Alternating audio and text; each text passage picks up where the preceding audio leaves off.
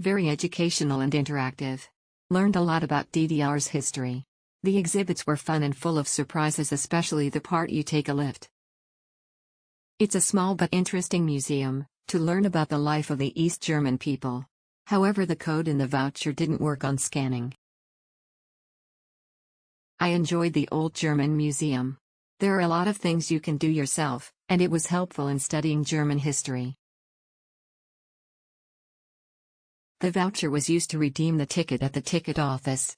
Very interesting and interactive museum. I had a fun time viewing the exhibits and getting to know the life of an East German back in the days.